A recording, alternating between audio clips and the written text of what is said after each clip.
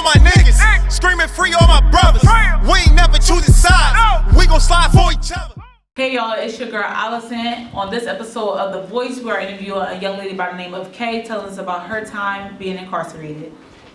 Okay, why were you incarcerated and how many years did you do? Well, I was incarcerated because when I was younger, my children's dad took care of me, did everything for me. So when he got incarcerated, instead of me getting a job, I decided that I was going to be a dope dealer, and I started selling dope and crack. And then, Wow. Yeah. Okay. And I got into a fight with a girl, and she took it overboard, and instead I did all this stuff to her, over exaggerated, and I was on a run for attempted murder. And when I was on a run for attempted murder, they caught me with drugs. Oh. In Delaware County. So how old were you at this time? Were you 19? 19, okay. Maybe 19. So what was your experience while you were locked up? Well, what part? You mean going to trial? Going into from start to finish, basically. What was your experience from start to finish? Okay, so to begin with, you couldn't believe that I was locked up. And after a while, you get adapted to it. It's really nothing you can do. You're there. And I have a strong support system. I have a good family. Okay. So I had a TV. I was in George W. Hill. It's not as crazy as RCF. Okay. So you have food, you chill, you just wait for your time to come when you think you're going home. And then when you think you're going home, Delaware County is not like that. You're going to state. So I went to Muncie. And from Muncie, I went to Cambridge Springs, which Cambridge Springs is like a camp. Okay. You don't have doors, but you're away from your family, so it's still hard. And I didn't really get into fights. I got into a little slight altercation. I didn't really do the bunch of people or anything like that. I had about 4 friends, and I just did my time. So how did you stay there for the remainder of your time? I stayed there for I was there for almost 3 years, so 2.5 years. But when I was supposed to come home, I didn't come home because the case with the girl came up. So when I thought it was 2 different. Yeah. You were fighting 2 different cases, basically. No, the system is so weird that it's designed to keep you in there. If you don't pay attention to certain things, you'll be stuck, and I ended up being stuck. Oh, okay, all right. So how did that affect your family members and the people close to you? So you said it was your kids, your kids' father who got locked up first. So how did that affect, your kids and your relationship with your kids and then your family, even though you said you have a strong support system? How did that affect you guys? It was really, really, really hard. So my children, they went to go live with my mom, which me and my mom always spent time with my kids anyway, so it wasn't really a hard adjustment, but it was because I wasn't coming around. So when I was locked up, they would come see me until I went upstate. And when I went upstate, the last time they came to see me, it was too hard. It was not for me. It was hard for me, but the way that it made them feel, I was I don't want to keep disrupting their life like this. So I made a decision, and I told my mom, don't bring them up here no more. Wow, how did that? It was hard. Did you talk to them afterwards? I talked to them all the time. I sent them videos. It was things you could do, read books to them. I would send them cards, hats. I talked to them on the phone on a daily, but it was just, they would have to take a 6-hour ride, and then they take the 6-hour ride to get there, and then when it's time to go, their hearts are breaking. Yeah. When if I just let them just live their life while I'm going, it hurt me, but I felt it was better for them. Right. So how long was your visits with them? Because you said the ride was 6 hours. The visits would be probably maybe 3-4 hours. Okay.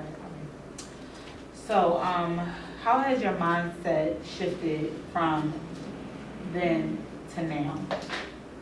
I'm a total different person. I changed so much I can't believe it sometimes. When I was younger, I was I won't say, I just wanted to do what the boys was doing. I always was so really you were a tomboy. The greatest part about it is it was weird because I acted like them, but I didn't want to dress like them. Right. I was always doing all the stuff that my brothers was doing. I always wanted to be around them, but I still wanted to dress like them. So, but now that I'm older, it's just a lot of things that I would do before, I would never do. I was the girl that held the guns, the girl that ran around and girl. You was a thug. But I would, now that I'm older, it's like I would never, I can't believe that I was running around doing stuff like that.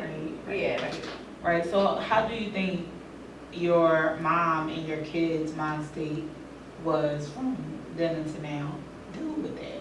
they are like when I first came home, it was weird. It was like super weird. Like my son, he didn't really want to be bothered with me that much. How old was he at the time?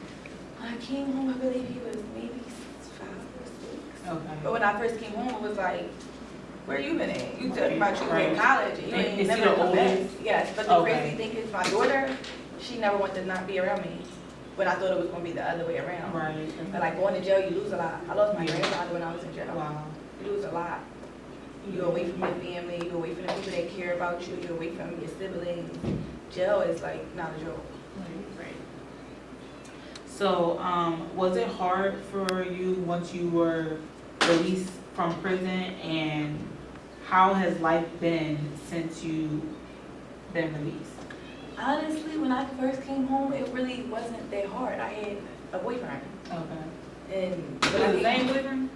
No, girl. Okay. I had a boyfriend that was my boyfriend from before. Okay. But when I came home, like, I had everything I needed, like a car, money, everything was Okay. just like kind of given to me. Right. It became hard when I tried to get like a job. Okay. So how was that process? They will, oh, we accept everybody. No, they don't. They don't. They say it, but then when you do your interview and it comes to the point where they say, oh, you don't have to answer. If you don't answer, the answer is yes. Right. It's like yes. Right, yeah. And then even like they'll be like, oh, well, tell us what you did. You just want to know my business because you're still not going to hire They me. asked that at interviews? Yeah, some interviews, like I don't know if they do it now because I don't go to them, but Right. they would like That's try to say like if maybe if it's not ridiculous. too bad, we might give you a job. But no, a lot of places like I tried to work at a cleaning company. I knew I had a job and I drove so far. I'm talking about like in there like 45 minutes away, try to get the job. Went to talk to these people, was like so nice to them. It was like, no, we're sorry. Everybody was, we're sorry. I even got my lawyer to write me letters. Wow. Like everybody was like, no, you can't do it. Oh, wow. That's crazy. I worked at a dental office. That's the job I had. Okay. So I did get. Better than the cleaning I company. hated the dental office. Oh, you hated it? Yes. What did you hate about it? I went to school for dental just so Okay. my mom could be like my daughter did sometimes. Like my Okay. mom was happy. I did not like it. Okay. Okay. So, what did you learn from being incarcerated? Not to commit any crime to school back again. So, if you can go back and change being locked up, would you, I mean, of course you won't want to get locked up again, but for some people, it changed them and it made them go harder and, you know, not want to go back there. Would you change being locked up, or would you, like... The crazy thing is that sometimes I think about that and it's like I would never ever want to go back to jail, but honestly I feel like if I would have stayed home, my son would have been out of control. And I always think about him because the way I was raising him was a little crazy. I had him around everything. My daughter, she more so is with my mom. Right. So she's always been like a girly girl, but my son, I had him exposed to like a lot of things, and I feel like if I would have stayed home, I wouldn't have changed. I would have Right. still been who I was and still doing the same thing, and he would have been a gangster, and I don't want to be a gangster. So Well, I'm still yeah, like, that's good. I don't That's know. good. Right. So what have you gained from this experience, from being incarcerated, being away from your family, being away from your kids, it being hard for you to like get an actual like job and you wasting your time going up there? What have you learned from, what have you gained from this whole experience? I learned like not to put my hands on nobody because these girls is calling the people in for sure. Yeah. So I don't touch nobody. I didn't really want a job anyway, so that wasn't really a lot for me. I always wanted to be my own boss. Right. And I opened up a beauty bar, so I gained that. And the hardest part was gaining my kids' trust back to let them know that I wasn't leaving again. Right. So Right. So what advice would you give to someone currently serving time or headed towards the path that you were in? well, if you headed towards the path that I am, like, especially as a girl, don't do it. It's not worth it. Especially if you have kids, you would end up losing more than you gain. Right. No matter how much money you making, no matter, even with like dealing with a guy that's still in the streets and stuff like that, Mhm. you're going to lose, like, period. There's no way getting around it. You're going to end up losing. You're going to end up getting court, or you're going to get in trouble. And guys is definitely not taking cases for girls, so you're going to go to jail, which you did nigga, you're going to jail with them. So don't do it. And people that's in jail, just keep your head up, because like it can definitely be worse. Like, Right. Okay. So, you talked a little bit about, like, telling your mom to not bring your kids up there anymore because you felt like it was just, like, too much for us. So, you talked about that a little bit. Can you tell us about that time and, like, where you felt like the odds were against you and your back was against the wall and you just felt like giving up while you were incarcerated? well, the time that I felt like giving up was when I went to see parole, and I told them everything they wanted to hear.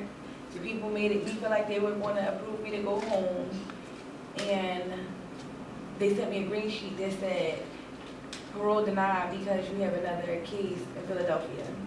And when I tried to get to Philadelphia, they wouldn't come pick me up. Wow. So then I had to get another lawyer. And then the lawyer got them to bring me down. So I was in RCF for about 7 months fighting a case.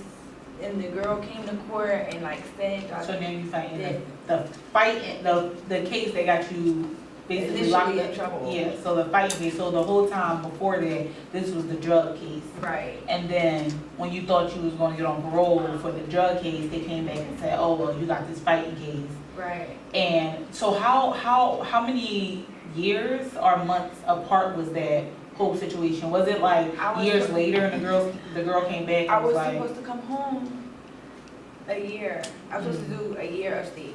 And when that came time for me to come home with parole, they said I could come home because I had to go fight the case. And the girl got on the stand. She got on the stand, cried. a year?